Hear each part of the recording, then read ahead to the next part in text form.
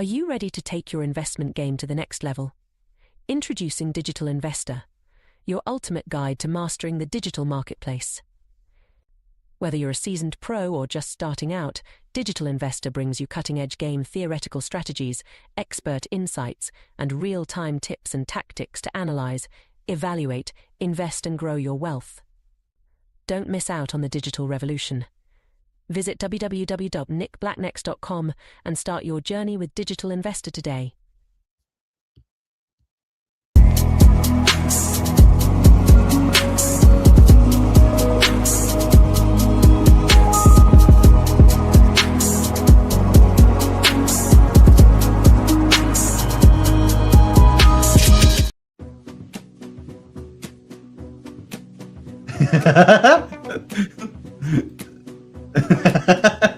I like this new page.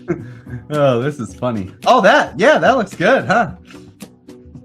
I like that too. Bam! It turned out real good. It looks good. Brandon, what's going on? It doesn't just look good, it's doing good. Man, if people knew how much you were up today on your non-closed ones, they'd be very thrilled for you. Yeah, it's a good day. I was looking earlier. It's been floating between like a lot and a lot more. Ooh, we could talk about whether or not you're going to close them before the FOMC meeting after we get behind the wall. I'm not, but when we get behind the wall, I'll tell you. Tell me the reasoning. Because, every time, what these markets are people trying to guess what other people are trying to do. And I don't want to guess what other people are trying to do based on the last time they guessed what other people tried to do, based on what they tried to do, based on guessing what those other people tried to do. Which I have that information, by the way. We can talk about. You know what people are going to do? No. I have over the last 10 FOMC meetings, everything happened. My guess would be that Bitcoin, after the initial dick punch, Bitcoin goes up I would bet almost every time. Well, here's what ChatGPT said. Oh, you want to see it? This is how legitimate ChatGPT is. And I don't know if you remember January, after the last FOMC meeting, Bitcoin went up 75%. Do you remember that? Say what? No, did it? But did it? Did Bitcoin go up 75%? Do you remember? I don't remember that. Do you remember Bitcoin hitting 175,000 in January? It could have been just a one candle. 175,000 candle? No. Probably on gate.io, since we can't use it. This is why ChatGPT, you ask twice. Anyway, I said, ChatGPT, are you correct? And ChatGPT said, no, I wasn't correct. You're right. Let me recalculate. So anyway, after the January meeting, it went up 6% over the next 3 days. Go on. And then over 7 days, it dropped 7%. Over 30 days, it dropped 7.2%, right? That's a dick punch right there. January was the worst, though. We all know what happened in January, and I can assure you it was not a 75% increase. But we're only thinking about right now what happens the days, the 2 days, the day and the 2 days after. As far as 3 days. It would apply to auctions. Yeah. Yeah, so you look at the last 10. Look at the last 10. I'm not even kidding you. Every single 3 days after the FOMC meeting, all positive over the last 10. No matter what Powell said, hike, dovish, hawkish, rate cut, positive over 3 days. Over 7 days, it was positive 8 out of the last 10. No, sorry, 7 out of the last 10. And then over 30 days, Bitcoin was positive 6 out of the last 10. 3, 4, 5, 6. 7 out of the last 10. So generally, it doesn't matter. So one could say, if one was inclined, that pretty much nothing the Fed does matters. Yet another treasure trove of evidence showing that what the Fed does has zero effect on anything outside of that little room of idiots that paid to go sit in there and listen to him talk. The funny thing is, you're like, the only time that we saw any difference was during the tariff thing, but that wasn't the Fed. That was, or just when Trump got elected, is the January, right? But everything else, it just doesn't matter. What happens on the Fed meeting is there's a little blip and then it always reverts. No matter what it is, it always reverts. So calm yourselves and you're Joe, when you're selling an out of the money put, when you're selling any put, in, out, sideways, whatever, the premium is put onto your account. Like you get the premium immediately.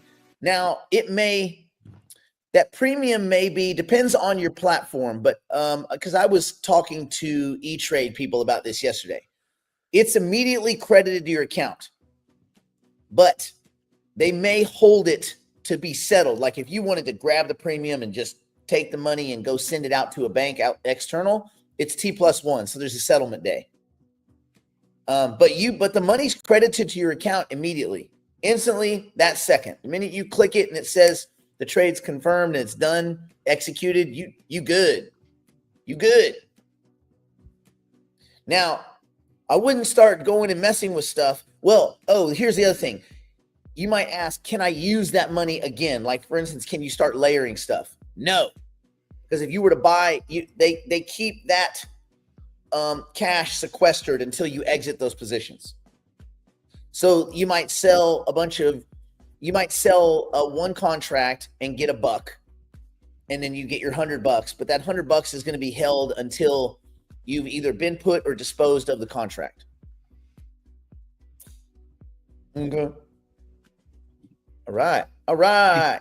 Something that I got to mention. Apparently, I made this video on Morpho. You saw that it's like 18 minutes long. It's like in detail, like how to get a loan, how to pay off a loan, the details of how the loan works. How to do it. And so here's what they're asking. Now tell me where I go wrong here. And this is let's see it. So I'm like, this is what they're asking because I already had my wallet connected. And I assumed at this point in our lives,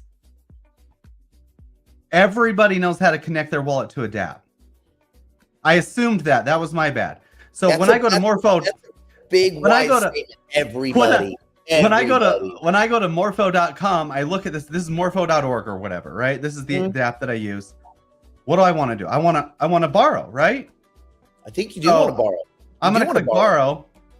I'm going to click borrow, and it immediately pulls up the wallet connection. This is why I didn't and it just automatically. Heaven forbid. Let's just assume I shut this. Where would I connect wallet on this screen here? What would you say? Borrow. Is there any buttons that say connect wallet? Earn. You want to earn. Well, I want to earn, yeah, but where would I connect wallet? You explore. You want to explore. Oh, there you go. I wouldn't click this huge connect wallet button, right? No, I would hit explore. Man, you want to explore. And this connect wallet button. I'm sorry. There's actually two buttons, one in blue, one in black.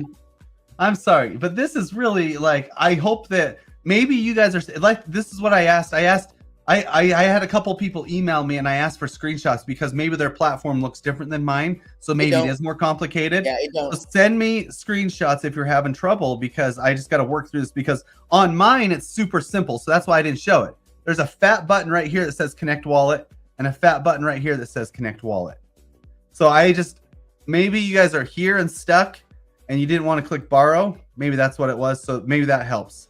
Anyway, hopefully that helps. Is there a disadvantage of using Fidelity for IBIT options? I don't know. It depends on your account. Remember, I will say this, maybe not related. Everybody should go through on if you're doing this, if you're selling puts and calls and all that kind of stuff, you need to be, I think, at least a level 2 options trader, meaning you need to go in at Fidelity or E-Trade or more, wherever you do your conventional legacy trading, and you need to go through and click the buttons, and you can just search. They all have a search thing. Just search options level, and then it'll let you apply for higher levels of option trading. I think you need to be level 2 to sell cash secured puts. I'm almost certain. It lets you do covered calls, but for some reason the puts, it's like, no, you can't do it until you're level 2. So you have to go do a questionnaire where you say, I'm really rich. I trade all the time. I've done 1 trillion trades. I'm very smart. I'm very wise. I'm very good looking. And then it'll go, cool, level 2 guaranteed. So then you can trade level 2 because I think cash secure puts is level 2. At least it was. My friend has a Fidelity account. Level 1 is covered calls. Yeah. So covered puts. Secured puts. Level 2. Yep. Yeah. Level 3 lets you do naked puts. No, my friend. And level 4 lets you do naked calls. So do you want to know something? So that layer 3, as long as we're talking about level 3, This is what actually occurred with GameStop. Everybody's like, oh, there was a short squeeze and all this. No.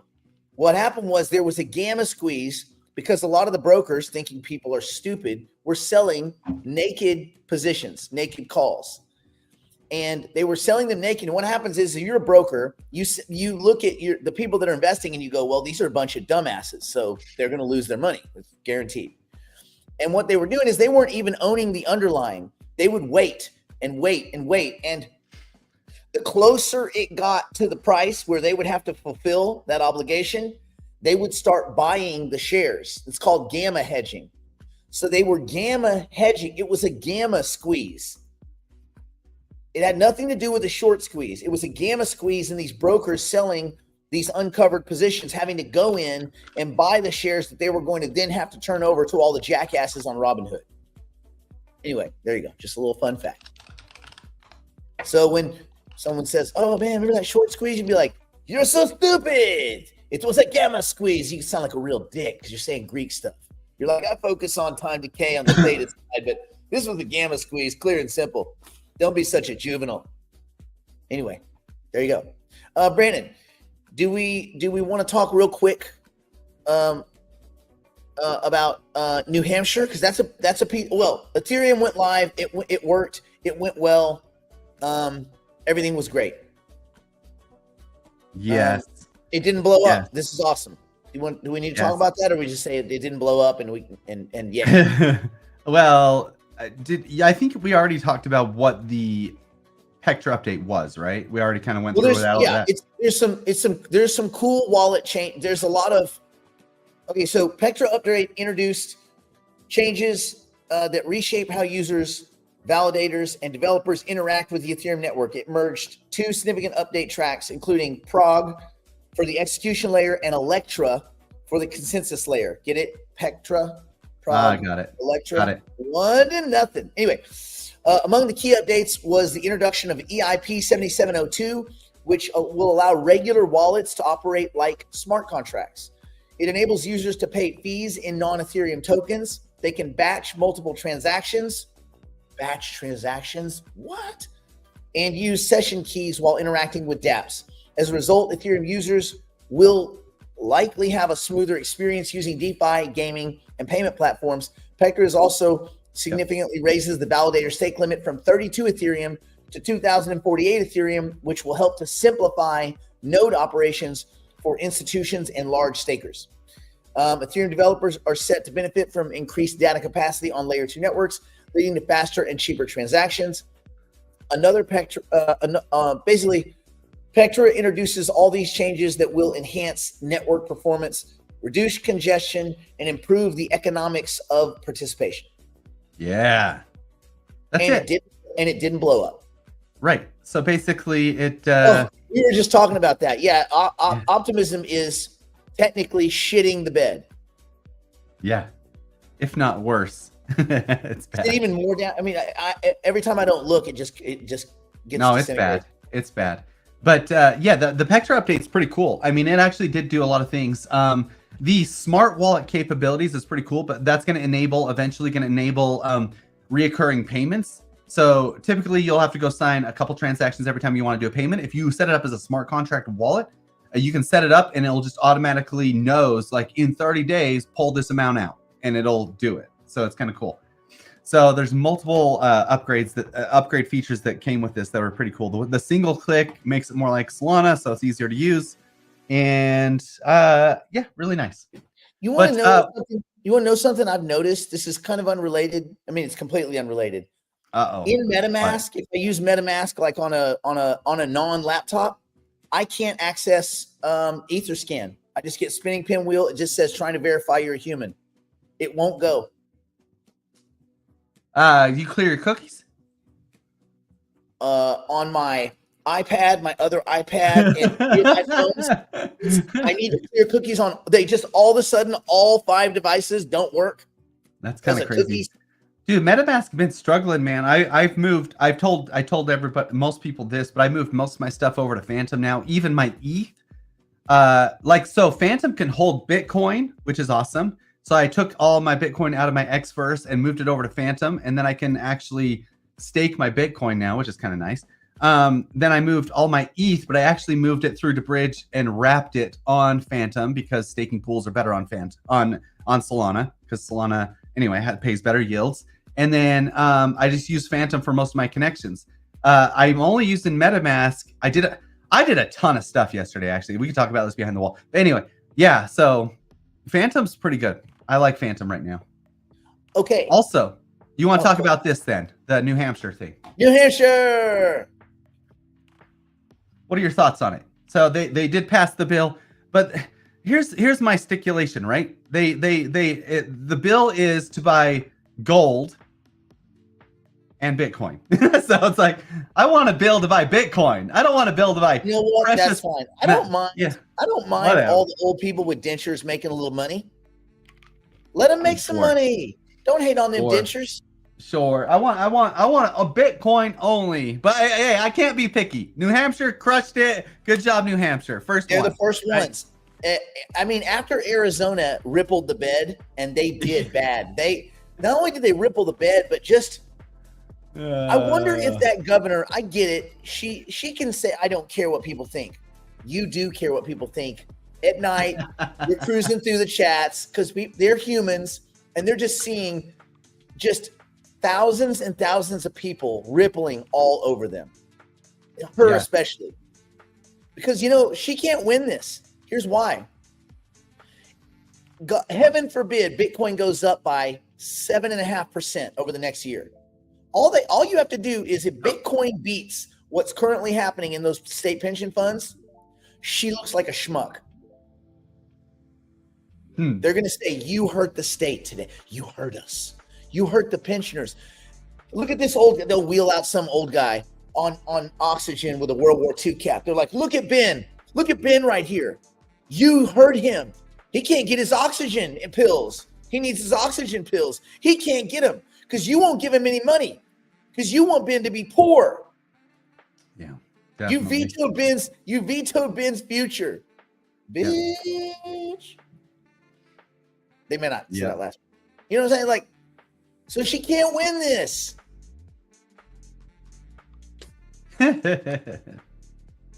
So we'll see. Anyway, Arizona. So Arizona's basically out at this point, right? They're gonna try to resubmit all that stuff. Good luck. Yeah, I mean, they have another one going through.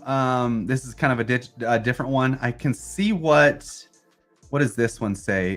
Bill establishes fund 10%. So it's kind of like a similar bill, but it has to go through, and I think it can then get vetoed by the governor as well. She's gonna ripple all over it. She's already said.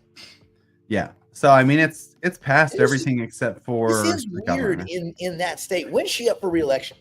I don't know. We got some people from Arizona here. They should be able to tell us. Hopefully next week, but probably not. Sooner, hopefully, than later. We'll both be old. That's not true, Donna. Don't you yell at. No, we might not be. AI, bro. Nanites. I'm gonna have nanites and shit running through my system. I mean, technically, it's not true. I mean, I could see why you think statistically we would be old one day, but what if I get whacked tomorrow? Then I will never have been. Well, you old. still have an old corpse. No, it's youthful. It's a youthful corpse. My bones are youthful. I'm gonna scoop out your brain, and I'm gonna put it in a jar. But I'm gonna put those little eyes. You know those little plastic eyes that have little eyes in them, and then I can shake the jar, and your eyes will go like this. I'll be like, what does Brandon think? And I'll just turn the brain jar. I'll just turn it, and your little eyes will go like that. I'll be like, what does Brandon think? Anyway, yeah. Right. Pay property taxes with Bitcoin in Innisfil, a small rural Canadian town at their municipality. That's cool. I was thinking about this yesterday. For anybody that's where you can use Bitcoin to pay for stuff, everybody's like, no, don't do it. Keep it. No, do it. Go take the money you were going to spend on paying the bill, go to Coinbase, buy Bitcoin, and then pay. Why? Because it just continues to add more volume to Bitcoin. Yep. The more you do it, the more people do it. Yeah, I mean, guys, I don't know why anybody's selling. Nobody should sell Bitcoin ever again. This is going to be awesome. We should go actually behind the wall. I have a ton of stuff to cover today. This is a lot. We could talk about optimism too. You think that optimism, where do they say this? Who said this? I believe the ETH Pectra update is killing optimism. Well, partially true, but this is also what's killing optimism. It's the flipping drop they do every month that is 2%, 2% of the market cap. Every single month there's this drop, and it's finally starting to take a toll on optimism. Every month they drop this much tokens. They drop. It's fine when optimism is going up. It doesn't hurt it. Yeah. It's when optimism flats out, then it's a drag. 32 million tokens they drop every single month. They just give them out, and people just go. And it's finally starting to take a toll because everything else down, and then they're like realizing, oh, maybe we don't need layer 2 token. Like there's really no reason to have the optimism token. So Base was maybe smart. They didn't need a token. They don't have a token. They just launched meme coins and rug everybody. They're fine. But that's good. Yeah. Anyway, let's go behind the wall. There's a ton of stuff to cover today. Let's do this. Okay, we gotta do it. Let's do it. Let's do it. We gotta get to it. Here. Is it Friday? No, it's Wednesday. Oh my gosh. Bam. We're gonna go like this. We're gonna go here. Got to get this guy right there. Okay. And we're gonna go like this. We go here. Going behind the proverbial wall now to continue the broadcast privately for the digital investors and digital private clients. If you'd like to join us, simply go to nickblacknext.com and subscribe to one of our plans and immediately take advantage of our library of tools, tactics, and information. It's all designed to help you learn, grow, and manage your portfolio like a pro. Join us now. Like a pro. Like a pro. Join us now. Like real quick. It's like immediate. It's like a pro. Join us now. Not like join us tomorrow. Join us now. Now. Like a pro. Join us now. Join us now.